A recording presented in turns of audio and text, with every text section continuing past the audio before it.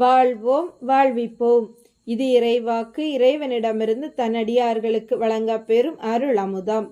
ஒன்றாம் அருள் அமுதம். வாசம் வாக்கு ஒன்று. நான் உங்கள் மத்தியில் வாசம் செய்கிறேன். அன்பு கண்களை கொண்டு என்னை தரிசியுங்கள். ஆரவாரத்தை அப்புறப்படுத்தினால் மட்டுமே நீங்கள் அமைதியை ஸ்பரிசிக்க முடியும். வாழ்வோம் வாழ்விப்போம். இறைவனை தரிசித்த சித்தர்கள். சித்தர்களை தேடி ஒரு பயணம் நட்பு வட்டத்தில் இருந்தது. எப்பொழுதெல்லாம் ஓய்வில் இருப்பார்களோ அப்பொழுதெல்லாம் மலை காடு குகை என்று அலைவதே அவர்கள் பொழுதுபோக்காக இருந்தது. இதில் அவர்களுக்குள் ஒரு தரப்பட்டியல் வைத்திருந்தார்கள். அதில் அடங்கினால் சித்தர்கள் என்று ஏற்றுக்கொள்வது, அல்லாத பட்சத்தில் அவர்களை குறை கூறிவிட்டு நகர்வது. இது கொஞ்ச காலமாக நடந்து வருகிறது. இறைவனுக்கும் தெரியும். ஆனால் இறைவன் அதில் தலையிடுவது இல்லை. இந்த முறை செக்கடி மலைக்கு செல்கிறோம், நீங்களும் எங்களோடு வாருங்கள் என்று அழைத்தார் சிவசெல்வராஜ். சரி என்று ஒத்துக்கொண்டார் இறைவன். செக்கடி மலை மேல் ஏறிவிட்டனர். கண்ணில் தான் எந்த சித்தரும் காணோம். கொஞ்சம் உள்நோக்கி போவோம் என்று சென்றார்கள். இறைவனும் உடன் சென்றார். அங்கு ஒரு மரத்தடியில் கந்தை சடை தாடி கண்டு விட்டார்கள். பாபு என்ற அன்பர்தான் முதலில் அவர் பக்கம் ஓடினார். அவரோ கண்களை மூடி உறங்கிக் கொண்டிருந்தார். இவர்களும் பக்கம் நெருங்கினர். சிவசெல்வராஜ், சப்தம் போடாதீர்கள், தூக்கம் கெட்டு போகும் என்றதும் ஒருவர் மெதுவாக பாவனையுடன் தியானம் பண்ணிக்கிட்டு இருப்பார் என்றார். இவர்கள் ஒரு ஓரமாக அமர்ந்து கையில் தண்ணீர் பாக்கெட், மிச்சர் பாக்கெட், வாழைப்பழம், பிரிட்டானியா பிஸ்கெட் பாக்கெட் சகிதம் உட்கார்ந்து இருந்து காரசாரமான விவாதம் புரிந்தனர்.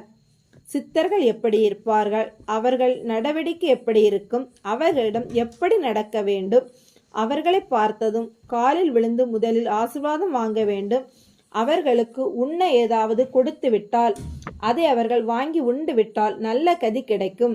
இது போன்ற கருத்து பரிமாற்றம் நடந்து கொண்டிருந்த போது திடீரென ஒரு ஆடு அலறல் சத்தம் எல்லோர் கவனத்தையும் ஈர்த்தது. ஆடு தரையில் விழுந்து கிடந்தது. காலை உதறியபடி கத்தியது. அன்பர்கள் பதறியபடி எழுந்தனர். அப்போது அதன் மீது ஒரு கல் வந்து அதே காலை பதம் பார்க்க ஆட்டின் அலறல் அதிகமாக, பாபு அங்க பாருங்க அங்க பாருங்க என்று கையை நீட்டி காட்ட திரும்பி பார்த்தால் கையில் அடுத்த கல்லை எறிவதற்கு ஆயத்தமாய் கொண்டிருந்தார் கந்தை சடை தாடி சாமி. இறைவனோடு இருந்த அன்பர்களுக்கு பயம் பிடித்து விட்டது. வயதில் முதிர்ந்த பொன்னுசாமி, வாங்கப்பா போயிடலாம், கல்லை மாத்தி எரிஞ்சிட போறான், பைத்தியமா இருக்க போகுது என்று நகர ஆரம்பிக்க, இவர் தூங்கிக்கிட்டு இருந்தவர் எப்படி கல்லை பொறுக்கி ஆட்டுக்கால முறிச்சார்? சிவசெல்வராஜின் ஐயப்பாடு. பாபு உடனே ஒத்து ஊதி, ஆமண்ணே, ஆடு கூட எப்படி வந்துச்சு? பொன்னுசாமிக்கு கோபம். வர போறீங்களா இல்லை நான் போகட்டுமா என்று அதட்டினார். அடுத்த கல்லை ஆடு மீது வீசினார் கந்தை சடை தாடி சாமி. ஓடாத குறைதான். வேக வேகமாக இடப்பெயர முயற்சி. அந்த இடத்தை விட்டு நகர்ந்தாலும் அனைவருக்கும் அந்த ஆசாமியின் செயல் புதிராக இருந்தது. ஆட்டின் மீது பரிதாபம் வேறு. இறைவனோடு வந்த கோபால் மெடிக்கல் ஷாப்பில் வேலை பார்ப்பவர். கொஞ்சம் துணிவாக அந்த ஆட்டுக்கு என்னன்னு தான் பார்ப்போமே என்று ஆட்டோ நோக்கி நடக்க, பொன்னுசாமி மட்டும் வினைய விலை கொடுத்து வாங்காதே என்றார். அனைவரும் ஆட்டை நோக்கி பயணித்தனர். இறைவனும் தான். இவர்கள் ஆட்டை நெருங்குவதற்குள் கந்தை சடை தாடி சாமி ஆட்டை நெருங்கிவிட்டது. ஆட்டின் கால்களை தூக்கி ஒரு உலுக்கு உலுக்கியது.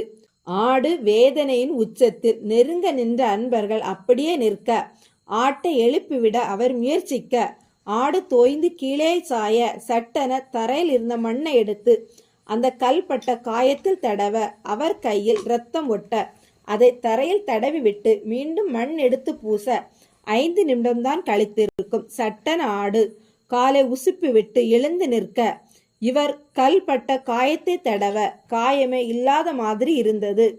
இறைவனோடு இருந்த அன்பர்களுக்கு ஆச்சரியம் தாழவில்லை. ஆடு ஓடியது. இவர் உட்கார்ந்து பார்த்து கொண்டே இருந்தார். இவர்களும் பார்த்தனர்.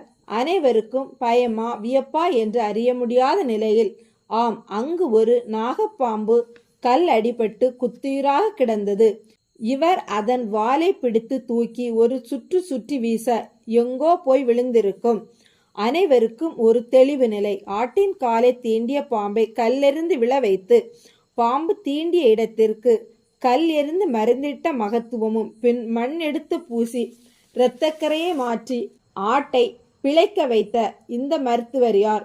பொன்னுசாமி கொஞ்சம் தைரியமாக அவர் பக்கத்தில் சென்று, சாமி, நீங்கள் சித்தரா என்று கேட்க அவர் சிரித்தபடி பொன்னுசாமி கையில் இருந்த பல சீப்பை பறித்து பக்கத்தில் நின்ற இறைவன் பாதத்தில் வைத்து நமஸ்கரித்தார்.